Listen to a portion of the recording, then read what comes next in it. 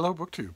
I once again had to go to downtown Boston first thing this morning, and once again, because that wasn't all that pleasant, I decided to treat myself to a trip to the Brattle Bookshop, which is also in downtown Boston. It's a great used bookstore. I've described it many times over the course of 2019, and I once again shopped for books. It was not uncomfortably cold. I got there early enough so that it wasn't crowded. Sometimes the Brattle on the weekend on Saturday is crowded. And the place that I went, my destination, of course, was the outside sale carts. There's a lot next to the store that has thousands and thousands of books for $1, $3, and $5. And that was my destination. I went there and just browsed around with all these books, all these old familiar friends of mine, all these pleasant discoveries and second chances on a whole bunch of things. And there weren't many people there so early in the morning, but the sale carts nevertheless felt crowded to me. Absolutely crowded. With ghosts. Crowded with people who I brought there and met there in all weathers and all times, all years, all presidential administrations, all kinds of preoccupations. Old friends. New friends, people that we were becoming friends by talking about books at the Brattle.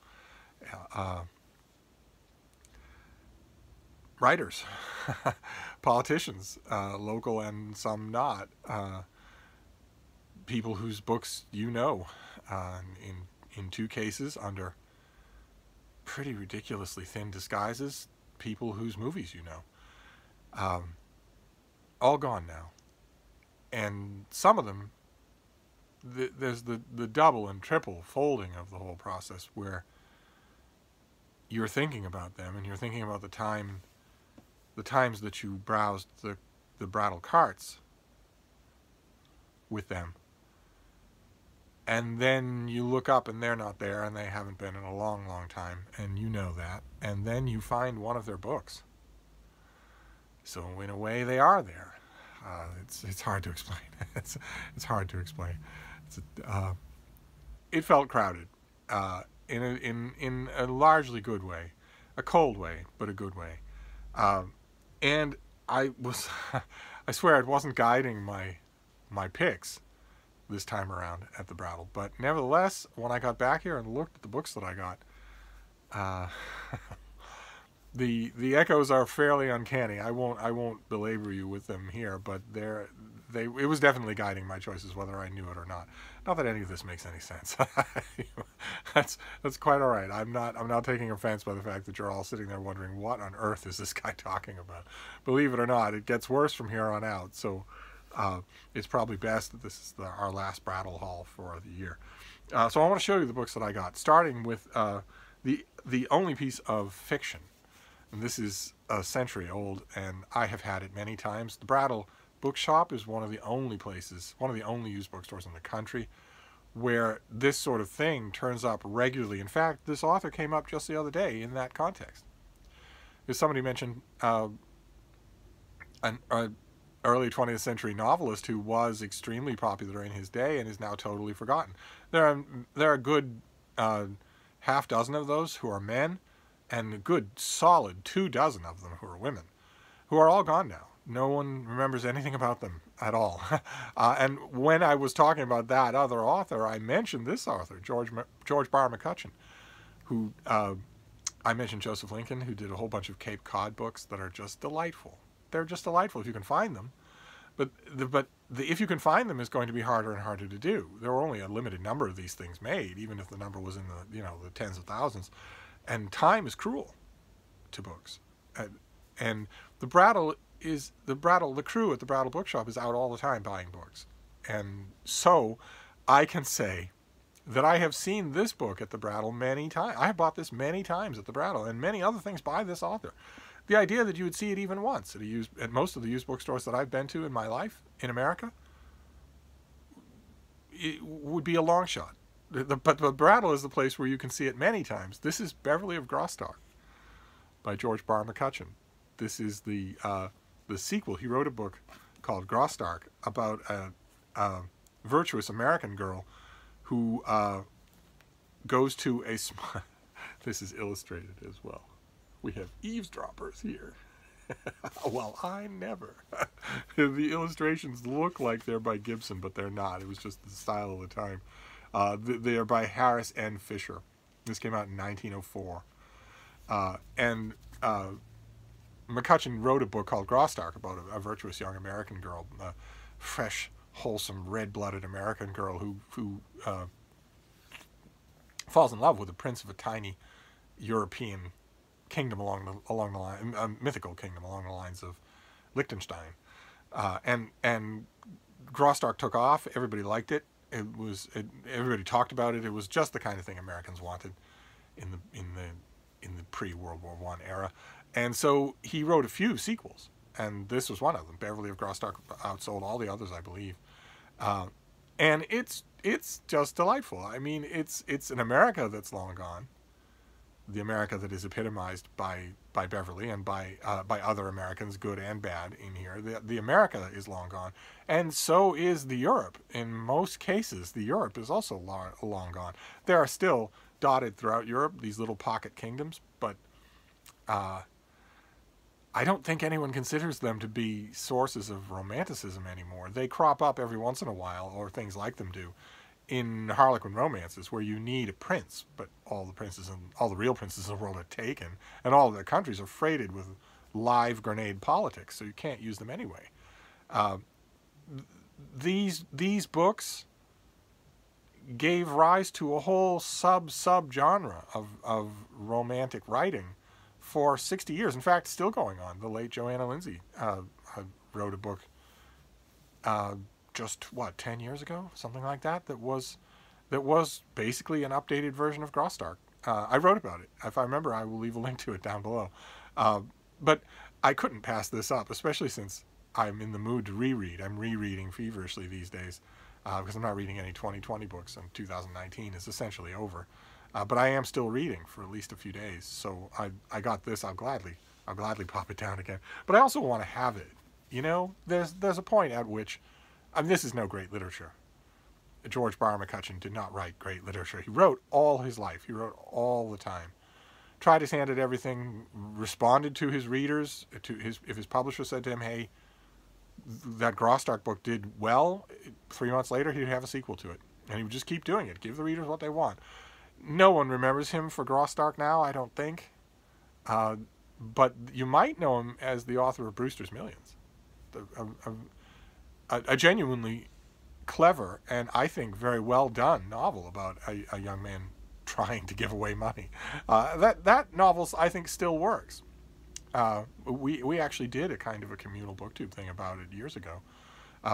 We won't do that for Beverly of Grasse, although Beverly of Grasse, for all I know, is free online. But I had to get this with the illustrations and everything, especially since all of these things were free. Then the next one is going in this room. It's akin to the Christopher Hitchens collection of literary and political essays that I showed you the other day. This is The Sheep from the Goats by John Simon, who, like Joanna Lindsay, just recently died. And he was a legendary New York theater critic, legendarily savage. And these are literary pieces, equally savage. Howls of protest, even from his fellow critics. Wilfred Sheed, for instance, a very nice critic, as critics go, but used to howl in outrage at the things that John Simon would say about people whose literary worth seemed self-evident. Some of the people who are savaged in this book went to the Brattle with me, and they're still here, and they will always be here. And there has to be a level on which John Simon knew that, on which that has to have fueled his anger in some way or other. Even if you think they're frauds, you can still get a sense of whether or not they're going to live. But I have not read most of these essays in so long. This will be such a joy to reread, and like the Hitchens book, it will go right in this room. I have a bookcase for books that are in whole or in part literary, my line of work, not literary criticism, not academic literary criticism, but rather literary journalism is what one practitioner called it. People like Somerset Maugham when he was writing this, or when he was writing that kind of thing, or John Updike, for instance, all his life, in addition to his crappy novels, wrote literary journalism, or Cyril Connolly, or Wilfred Sheed, or Martin Amis, or Christopher Hitchens.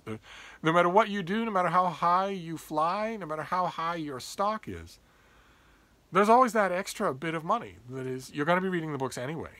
And the publisher is sending to you anyway and asking you, here's the book. No outlay required. I'll send you the book for free. If you feel like writing about it, we'd love to have it. Or friends of yours who've landed as editors at literary journals will say, how about I send you a box of books? If anything in it appeals to you, then write it up for me. I'll give it the lightest brushing over. And in fact, you and I can just talk about it over lunch. Well, I certainly won't hand it to an editor, a sub-editor, to line veto. And then I'll pay you down the line, way down the line, if I remember, if you remind me. I will pay you. That little bit of money has been an insuperable temptation for 80 million people. By the time John Simon was writing these things, he did not in any way actually need the money. Any more than Hitchens did, or you name it, D.H. Lawrence, Joseph Conrad, George Eliot, Virginia Woolf. It's just easy. If you've got a venue and you've got a friendly editor and you're practiced at doing it, that's the part that's not easy, is that you need 1,000 hours of practice to do it well. But it's right there and you're reading the books anyway. And there's also a kind of pleasure in having your own voice sounding out in the chorus of the day, in what I call the ink chorus. So I have a place for those books. They aren't actual literary criticism, but I have a place for them, and I love them. And I'll be rereading this. Then this next one is a perfect example of my oft-stated dictum that the Brattle will provide. I often say that. I say the Brattle will provide. And what I mean by that is that when something comes up in conversation, or when something is mentioned in some essay by, for instance, John Simon or Wilfred Sheed or whoever, if something's on my mind, bookish-wise, there's a real good chance that it will then show up at the Brattle in those sale carts. You still have to hunt for it. It's impossible to do the sale carts quickly. You have to go through them book by book because they're not organized in any way except by price point. And just the other day, I was shirtless Skyping with Jeremy from Jer Sings and Reads. Some of you who've been around BookTube for a long time will remember distantly that name. He is one of the many booktubers who had a channel, an absolutely delightful channel. He was another person who sings like an angel, just like Juan, Just Juan Reader, and me. He had a channel where it's the very easiest thing in the world. Those of you who are thinking in the new year, do I want to make a BookTube channel? It's the very easiest thing in the world. It really is. Turn on the high-definition camera that you have on your person at all times anyway, and just talk about books. You don't have to talk definitively about books. You don't have to talk about something that no one's ever talked about before. That's not what we do here. Instead, tell us about your week of reading. Tell us about what's on your mind that you can't quite remember. Do any of you know? Tell us about what you're planning on reading next. Tell us what's in the bookish news that maybe has caught your ear, or tell us what you've seen on BookTube that you're thinking, oh, I saw so-and-so talk about such and such an author, and I mentioned them. I remember them coming up in school. I've always wanted to read them. I think I will, and I'll report back on what I'm doing. All that sort of simple stuff is what we want, at least in this corner of BookTube. That's all that we want, is just to start conversations about your books. You don't need to be a specialist in any way. But anyway, for a while, Jeremy at Jer Sings and Reads did that. He did a BookTube channel. And then he stopped, as so many people have stopped. So many people. I don't get that. I don't understand it at all. But he stopped. But he was in touch with me wanting to know about a good Benjamin Franklin biography, a good, approachable, one-volume Benjamin Franklin biography. Now, Franklin is another ghost who was with me today. Many was the time that a teenage Benjamin Franklin stole apples from the rolling orchards that once existed where the Brattle Bookshop is now. Many's the time when he was growing up in Boston, when he traversed that land and never guessed there would come a day when there would be tall stone buildings on every inch of it much less that there would be an open lot full of used books, some of which are about him. And none of that ever occurred to the teenage Benjamin Franklin, and his ghost was running all over the place. All these ghosts that I know so well, they were all there today. And one of the books that I recommended, that's Frida scratching around. Here she is. Who are all those people, baby? Huh? Who are they all? You don't want to look at them. You can't work with these people.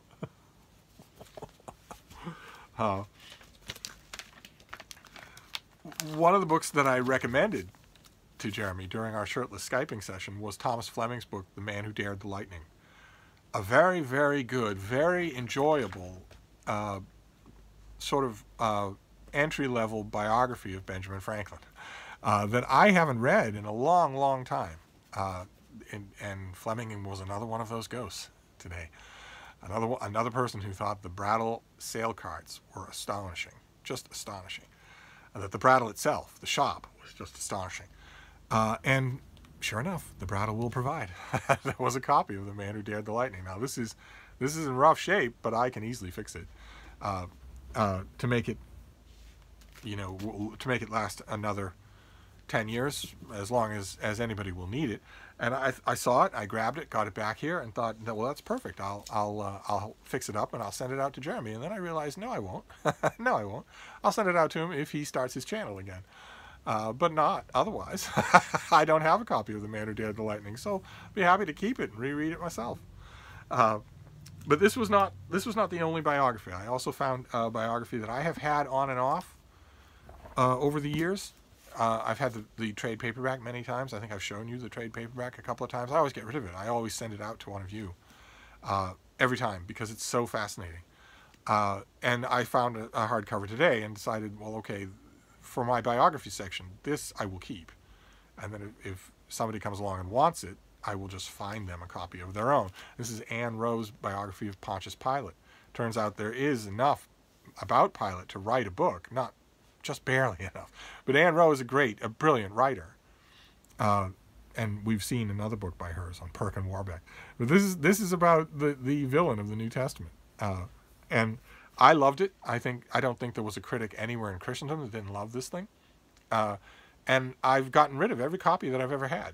I've mailed it out. I've mailed out every copy that I've ever had. So I'm hoping that I will keep this one. And then the last thing that I want to show you is a 2-volume edition from 100 years ago. I think this is from 100 years ago. 1913, so more than 100 years ago. Not quite as old as Beverly of Grasse, but that's the sort of thing you get at the Brattle sale carts.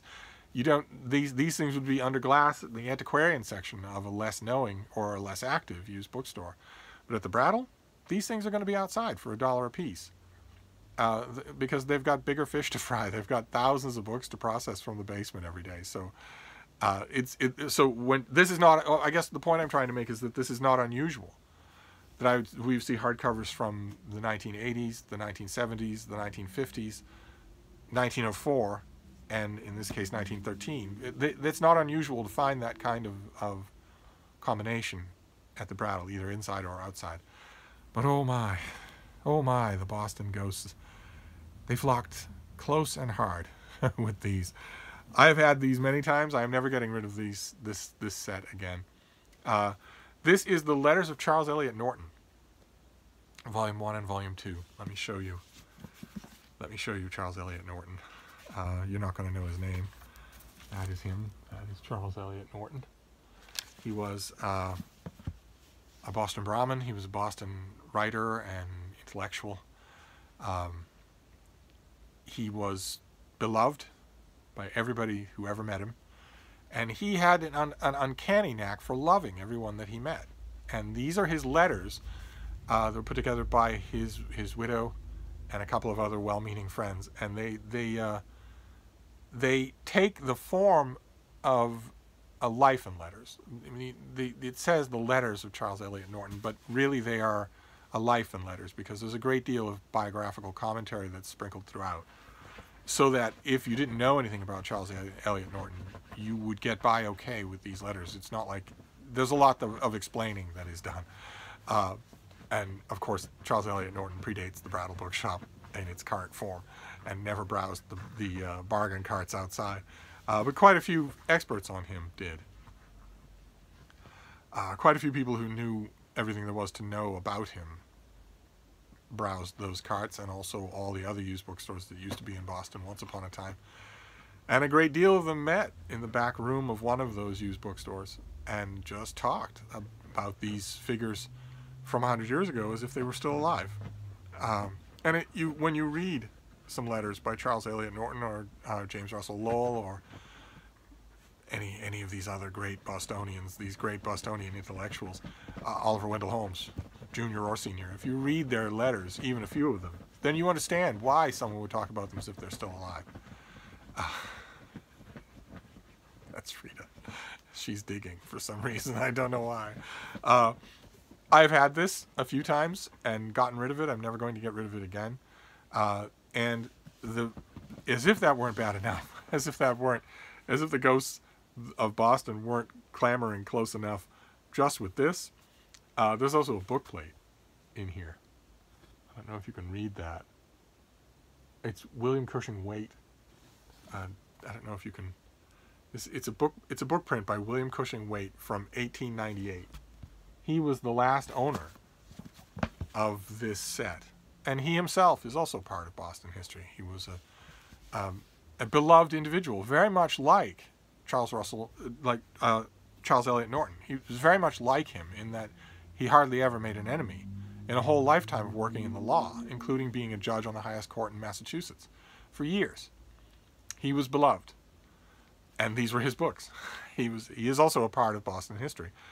And he was reading about another part of Boston history, and sooner or later, somehow, through the circuitous route that books always take, they ended up at the Brattle today and have come into my hands. So I will be spending time with Charles Eliot Norton again. These letters follow him throughout his whole life, from when he was a boy touring Europe all the way to his old age.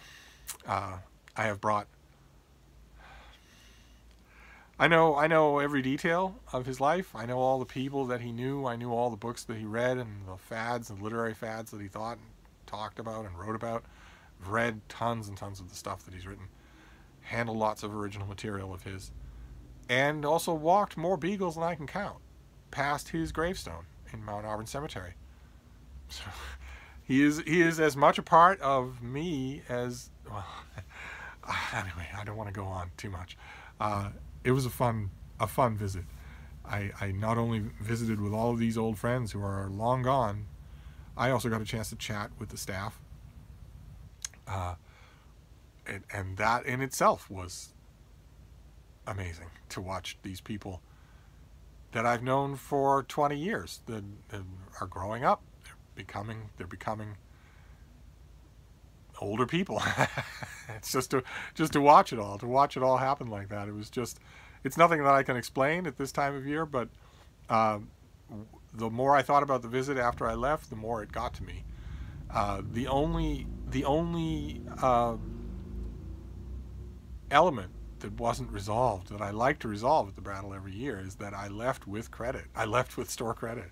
I don't like to do that. I like to square out my credit by the end of the year, but I'm not going back to the Brattle in the rest of 2019, so I don't know what will happen there. But anyway, that was my last trip to the Brattle in 2019. I thought I'd share it with you. So we have a 2-volume Letters of Charles Eliot Norton. We have Anne Rowe's biography of Pontius Pilate. We have Tom Fleming's book on Benjamin Franklin. I have many biographies of Benjamin Franklin, but I'll rescue this one anyway. We have The Sheep from the Goats. The always contentious John Simon, savaging immortals, savaging people he knew perfectly well who were going to outlive him in every sense of the word. We have, and Beverly of Grasse. How could I not get just the sweet, innocent joy of Beverly of Grasse? How could I not get that when it was right there for free? So there you have it. that was a goodbye to the Brattle for 2019. So I'm going to wrap this up for now, but I'll be back. Thank you, BookTube.